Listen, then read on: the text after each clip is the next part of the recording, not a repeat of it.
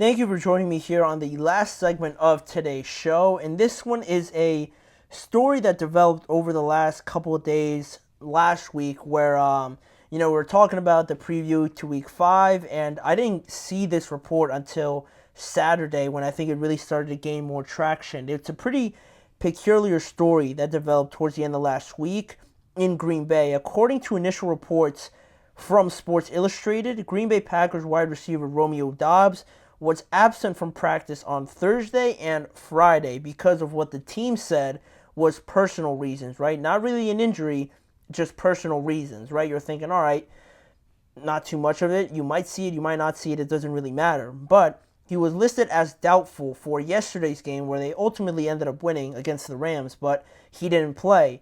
You might think because he was doubtful, they just decided, all right, let's not play him for personal reasons. He didn't make practice. It's fine. He's not going to make the game. He'll miss this game, right? But before that, Green Bay Packers general manager Brian Gutekunst announced that they would suspend Romeo Doubs for this game. He announced that on Saturday, and you're thinking, like, what? Like, why would you suspend him? What's the reason? I thought it was personal reasons, right? Reports came out that claimed that he was not at practice because he was unhappy with his opportunities in the run game, according to a report by Sports Illustrated, that he was unhappy with just the targets, the opportunities that he was getting in the passing game recently, right? And I didn't think this was too big a deal, honestly. I mean, I haven't been paying too much attention to the Packers, but then I started looking at it a little bit more. Romeo Doubs so far for Green Bay, he started all 4 games. He's played the most snaps of any wide receiver so far. He's been targeted 20 times, which is slightly less on a per game basis than last year.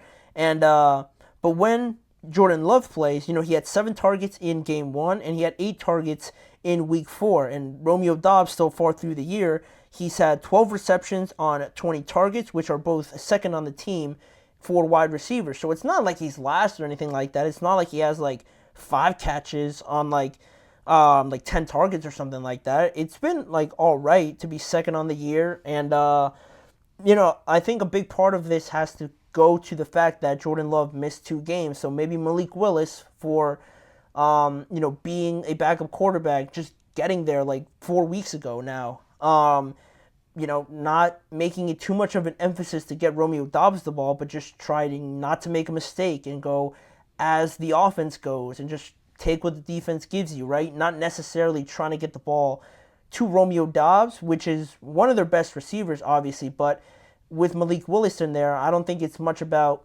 getting Romeo the ball as much as it is just trying not to mess up and lose the game. And it's not like anyone's fault or anything like that. It's not Malik's fault, right? He's just trying not to mess up and trying to get the ball, forcing it to Romeo Doubs might have been, mistake driven, and then you have a bigger problem, right? You're losing. Maybe you lose both of those games, right? Trying to do that. And now you stand at a completely different position than you would have been if you just stuck to the game plan. And that's what Malik Willis did. So it is just weird, right? Because you see this, and maybe it's because, because against Minnesota, he was third behind Dontavius Wicks with 13 targets and Tucker Kraft with 9 targets. Maybe he felt in that game against the Vikings with the idea that they could come back into that game, and the fact that he was third on the team with 8 targets, wanting to be a part of this comeback, thinking that he should be more involved. Maybe he felt a little upset by that Dontavius Wicks got 13 targets over him, Tucker Kraft got 9 over him. He maybe wanted to contribute more than just the 8 targets, and he was frustrated by that. That could be something else that I thought of, but going to Brian Gutekunst's message and his announcement on this suspension, it all but confirms that it was something related to this, because some people might think that it's just a wild report. It doesn't really hold any weight, but with what Brian Gutekunst said in this statement, and he said, unfortunately, we had to make the difficult decision to suspend Romeo for this week's game, meaning yesterday. His decision and actions during the week negatively impacted the team and required us to take this action. While we are certainly disappointed, we are confident that we will be able to move forward in a positive manner. So it's not like this was just something that Romeo did in practice or did in the building or something like that. I feel like this all but confirms that it was something along the lines of Romeo not being happy with this team and his opportunities and things like that, like they said. So I feel like it does hold some weight, this report. And it's weird because, like I said, it's weird because Romeo, it's not like he's being completely ignored, but also just connecting it to the trade rumors we talked about, I had to bring it in here because we talked about Amari Cooper and we talked about DeAndre Hopkins potentially being trade targets. Obviously, with Devontae Adams being out there, he's going to go to a team like the Jets or the Saints, obviously, right? And there's still other guys out there that I know I talked about, like John Mechie. He hasn't been really used that much by the Houston Texans. He's another one. Now you have Romeo Doubs being included in here as well. I saw a report that the Panthers might cash in on Deontay Johnson if the season, the next couple of weeks before the trade deadline, doesn't really turn out like they think it would. They might think of cashing in on him as well. And I think you now have to add Romeo Doubs into this conversation because I feel like something like this doesn't completely just, wash away with just a conversation or things like that.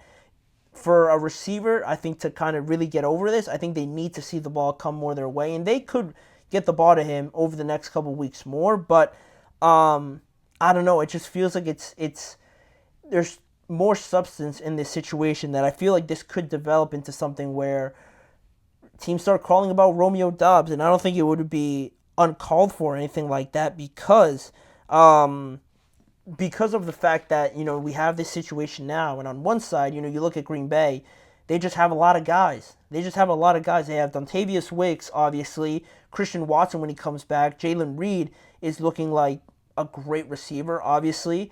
Romeo Doubs included in there as well. Now you have Tucker Kraft at the tight end spot and Josh Jacobs as well. You have 6 guys right there that need to get the ball a good amount. And it's not always going to fall to Romeo Doubs. And I don't know if he's trying to be the out-and-out number one.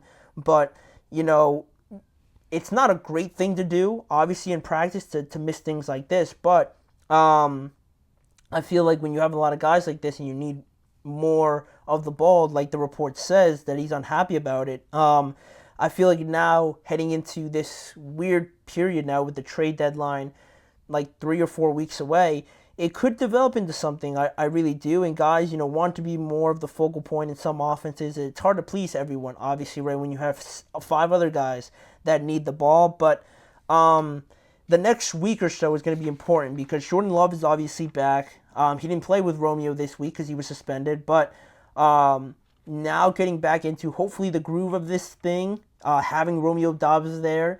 Jordan Love didn't look too great yesterday, but maybe that's because Romeo Doubs isn't there, and that's a safety blanket for Jordan Love to throw the ball to. Over the next week or so, if this doesn't improve, I think it's going to gain even more traction than it kind of already has, but I feel like it's definitely a warm topic to kind of monitor as we go through the trade deadline, and it's right now, I think it's just too one-sided to really know for a fact. I'm really interested to see what Romeo Doubs has to say about this situation, but she's going to be very highly sought after by a lot of teams, right? The Steelers jump out right away.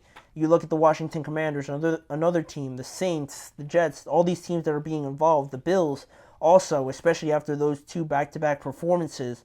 Guys like Romeo, DeAndre Hopkins, Amari, Deontay Johnson, John Mechie, all these guys, I think, we're going to see maybe like 2 of these guys move, I feel like. 2 of these guys plus Devontae Adams, I feel like.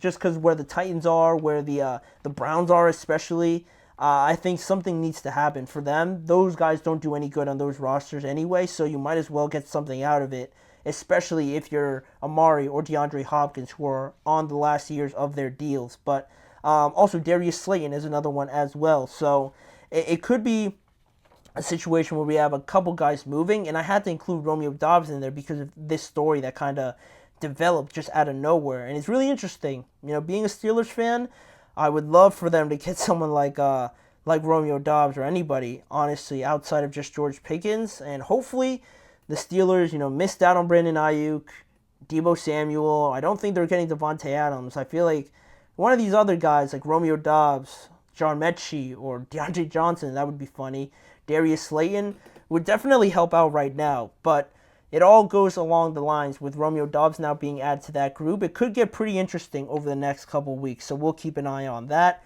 But that's going to do it for today's show. That'll wrap it up for all the topics I had on hand. Thank you guys for joining me on today's show.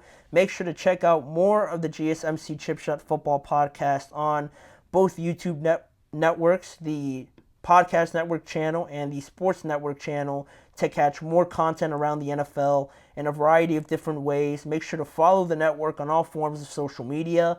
And remember to tune in every weekday at 6:30 p.m. Eastern Time for more live episodes each and every weekday with me, Manny Maradiaga, as your host. Thank you guys again for joining me. Go watch the Monday Night Football game. We'll be back tomorrow to discuss everything that happened in that game.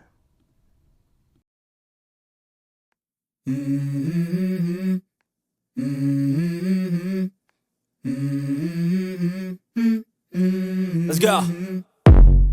I wake up to a little bit of drool on my pillow, feel like it's gonna be a bad day. Yeah, I'm tired of shit, and the coffee ain't hit yet, damn, ain't that great. I don't wanna go to